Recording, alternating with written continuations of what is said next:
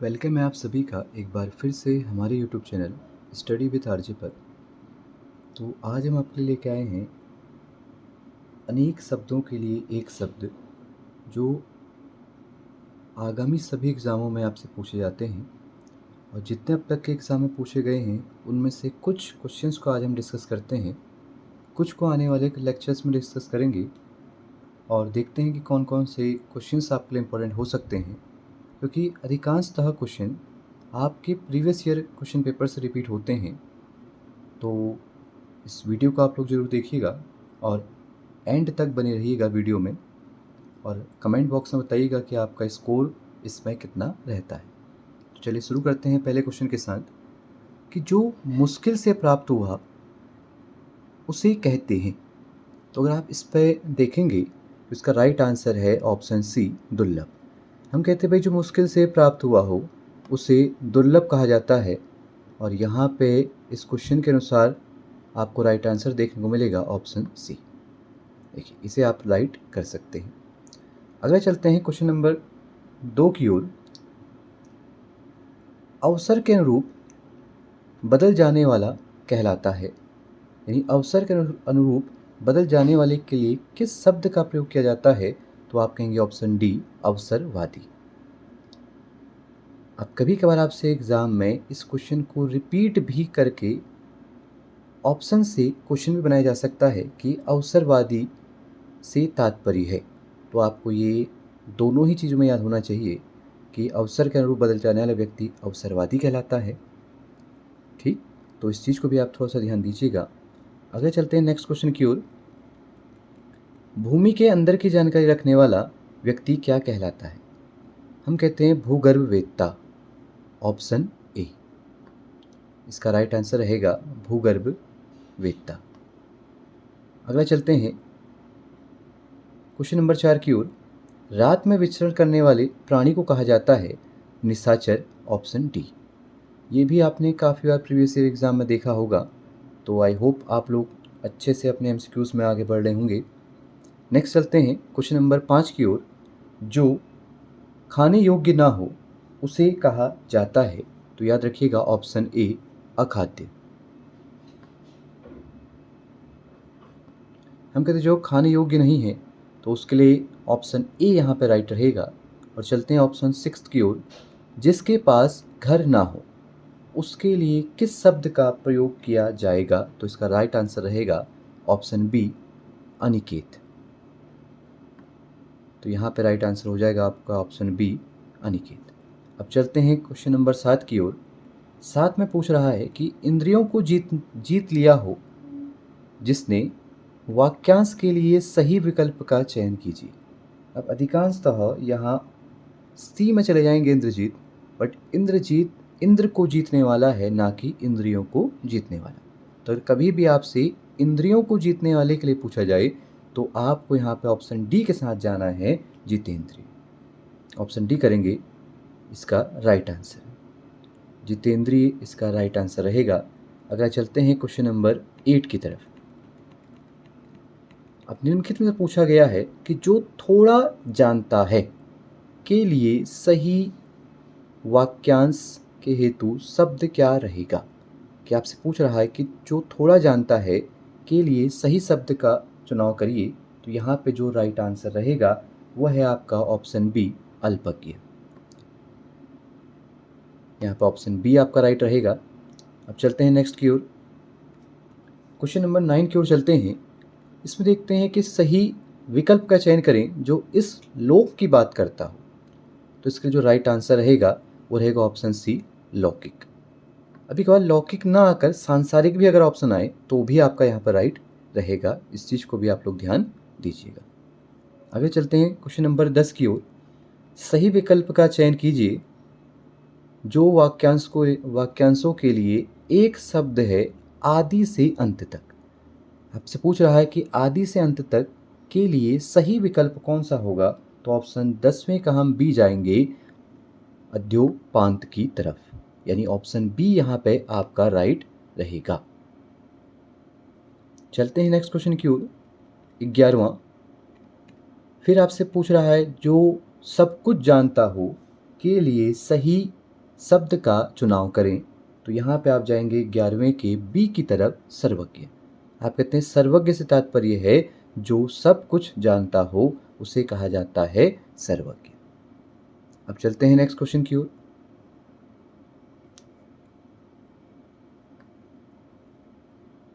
देखिए, अगला क्वेश्चन कह रहा है जानने की इच्छा के लिए एक शब्द है। तो ऑप्शन 12 का हम देखेंगे जिज्ञासा, यानी ऑप्शन ए। हम कहेंगे जानने की इच्छा के लिए जिस शब्द का प्रयोग किया जा रहा है वो है जिज्ञासा। अगर चलते हैं क्वेश्चन नंबर 13 की ओर।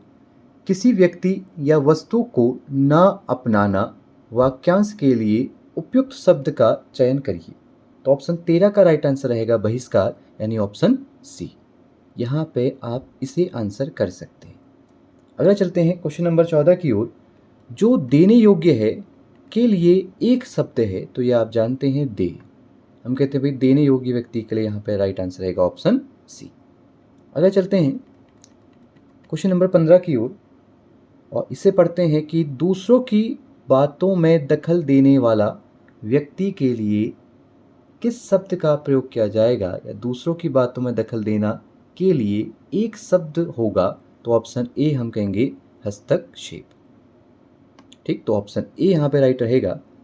अगर चलते हैं पृथ्वी, ग्रह, तारों आदि का स्थान वाक्यांश के लिए एक शब्द, तो इसका भी राइट आंसर रहेगा ऑप्शन सी, अंतरिक्ष। अगर चलते हैं क्वेश्चन नंबर 17 की तरफ। जिस पर आक्रमण किया गया हो वाक्यांश के लिए उचित शब्द बताइए। तो यहाँ पे आपको ऑप्शन ए राइट मानना है, आक्रांत। अगला चलते हैं क्वेश्चन नंबर 18 की ओर। अनियमित के लिए उचित वाक्यांश का चयन करिए। अभी मैंने आपको बताया था कि ये कभी कभार आपके क्वेश्चन पलट के भी आ जाते हैं। तो यहाँ पे रखिएगा जो नियमानुकूल ना हो, यानी जो नियम के अनुकूल ना हो या जो नियमानुकूल ना हो, यहाँ पे इसका राइट आंसर रहेगा, यानी ऑप्शन ए। अगला चलते हैं क्वेश्चन नंबर 19 की तरफ। जो संविधान के अनुकूल ना हो के लिए सही शब्द कौन सा होगा। तो ऑप्शन सी, असंवैधानिक। इस चीज़ को भी आप लोग थोड़ा सा ध्यान दीजिएगा। अगला हम कहते हैं भाई खाने की इच्छा है के लिए एक शब्द या सही शब्द का चयन कीजिए। तो हम कहते हैं इसका ऑप्शन सी सही रहेगा, बुभुक्षा, राइट आंसर। अगर चलते हैं क्वेश्चन नंबर 21 की ओर। सफलता न मिलने पर दुखी होने क्या कहते हैं। तो इसका आंसर जो आपका रहेगा 21 का हम राइट आंसर करेंगे बी, क्षोभ। अगर चलते हैं क्वेश्चन नंबर 22 की ओर। बिना पलक झपकाए के लिए एक शब्द, और इसका जो राइट आंसर रहेगा उसमें आप चाहेंगे निर्निमेष, ऑप्शन ए की ओर। तो ये हमारे 22 क्वेश्चन यहाँ पर कंप्लीट होते हैं। अब चलते हैं हम नेक्स्ट क्वेश्चन की तरफ, क्वेश्चन नंबर 23। देखिए, आपसे पूछा जा रहा है कि प्राणदा के लिए अनेक शब्द है।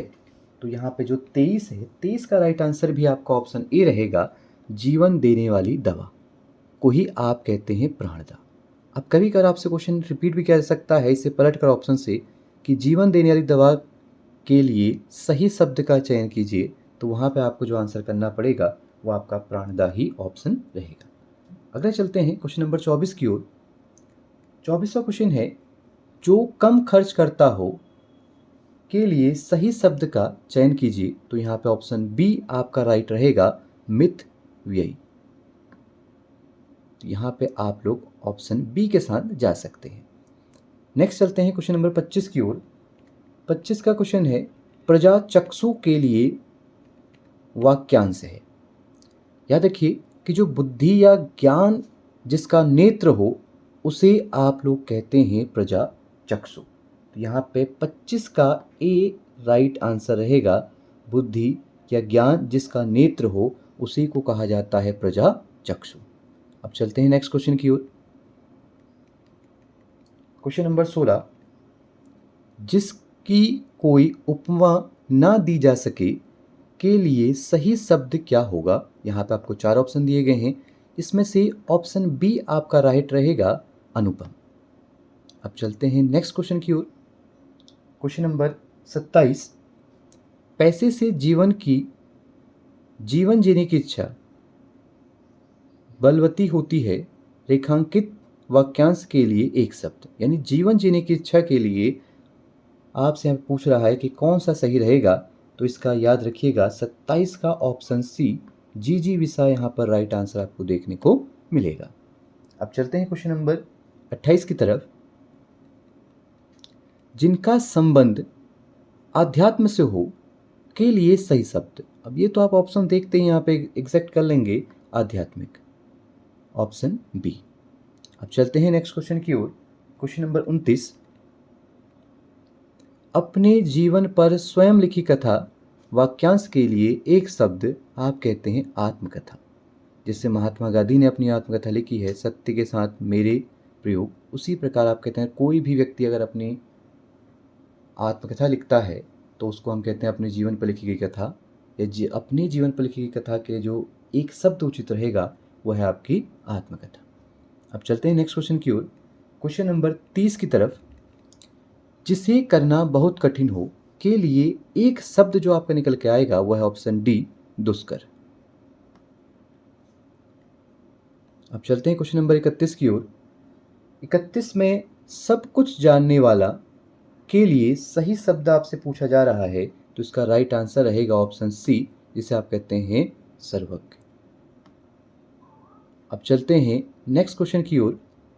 क्वेश्चन नंबर 32, जो कठिनाई से मिलता है के लिए एक शब्द क्या होगा। तो इसमें आप लोग ध्यान दीजिएगा कि आपसे जो 32वां पूछ रहा है इसका राइट आंसर रहेगा ऑप्शन ए, दुर्लभ। जो कठिनाई से मिलता है के लिए जिस शब्द का प्रयोग किया जाता है वह है आपका दुर्लभ। चलते हैं नेक्स्ट क्वेश्चन की ओर।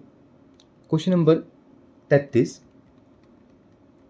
उपकार को मानने वाला के लिए सही शब्द बताइए, तो आप कहते हैं कृतज्ञ। इसका राइट आंसर आपको देखने को मिलेगा। अगला चलते हैं नेक्स्ट क्वेश्चन की ओर। क्वेश्चन नंबर 34,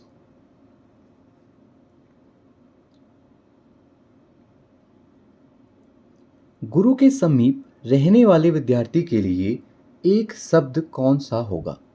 तो आप जानते हैं कि यहाँ पे ऑप्शन बी आपका सही रहेगा, अंतेवासी। यानी अंतेवासी तात्पर्य है गुरु के समीप रहने वाला आपका विद्यार्थी। अब चलते हैं 35 की ओर। ज्ञात या कल्पित तथ्यों के आधार पर लिया गया निर्णय के लिए कौन सा कथन सही होगा। तो अगर इसको हम यहाँ पे देखना चाहें तो इसका जो राइट आंसर रहेगा वह है आपका ऑप्शन सी। तो इसको भी आप लोग यहाँ पे देख सकते हैं, इसका जो राइट आंसर है वो आपको ऑप्शन सी देखने को मिलेगा। अगला चलते हैं क्वेश्चन नंबर 36 की ओर। रात में घूमने वाले के लिए एक शब्द, और जो इस 36 का राइट आंसर हमें देखने को मिलेगा वह है ऑप्शन ए, निशाचर। अगर चलते हैं क्वेश्चन नंबर 37 की ओर। 37 का निष्फल न होने वाला के लिए एक शब्द जो आपको देखने को मिलेगा वह है ऑप्शन सी, अमोघ। हम कहते हैं जो निष्फल नहीं हो रहा है उसके लिए जो शब्द प्रयोग किया जाता है वह है अमोघ। अगर चलते हैं क्वेश्चन नंबर 38 की तरफ। अन्न को पचाने वाली अग्नि क्या कहलाती है। आप कहते हैं ऑप्शन बी, जठराग्नि। इसका राइट आंसर आपको देखने को मिलेगा।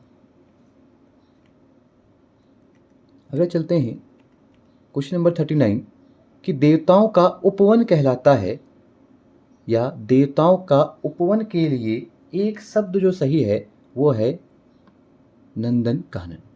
तभी आप कहते हैं उत्तराखंड में फूलों की घाटी का एक अन्य नाम भी आपको नंदन कानन देखने को मिलता है। आगे चलते हैं क्वेश्चन नंबर 40 की ओर। निम्नलिखित वाक्यांश के लिए उचित एक शब्द चुनिए। कानून का रूप देने के लिए प्रस्तुत किया गया प्रस्ताव का मसौदा क्या कहलाता है। तो इसका आप लोग आंसर करेंगे सी, विधेयक।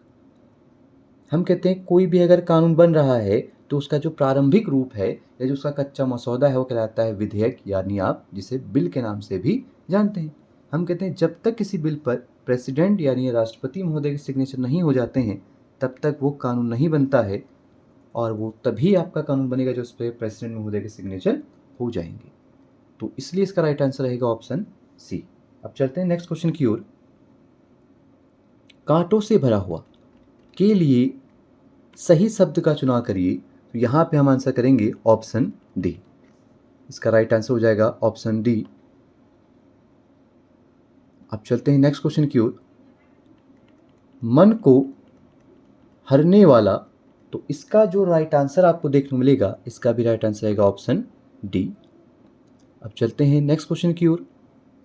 जिसे इंद्रियों से अनुभव ना किया जा सके, तो बड़ा ही आपका अच्छा क्वेश्चन है, बार बार रिपीट हुआ है, तो इसे हम कहते हैं ऑप्शन ए अतीन्द्रिय। जिसे इंद्रियों से अनुभव ना किया जा सके, तो उसका राइट आंसर रहेगा ऑप्शन ए। अब चलते हैं क्वेश्चन नंबर 44 की ओर। 44, जो आंखों के सामने हो उसे कहा जाता है प्रत्यक्ष, और जो आंखों के सामने ना हो उसे कहा जाता है अप्रत्यक्ष। इस चीज़ को भी आप लोग ध्यान दीजिएगा कि जो आंखों के सामने हो उसके लिए एक शब्द जो प्रयुक्त होगा वह है आपका प्रत्यक्ष। तो आज का लेक्चर यहीं पे समाप्त करते हैं, फिर मुलाकात हुई एक नए लेक्चर के साथ। तब तक के लिए धन्यवाद।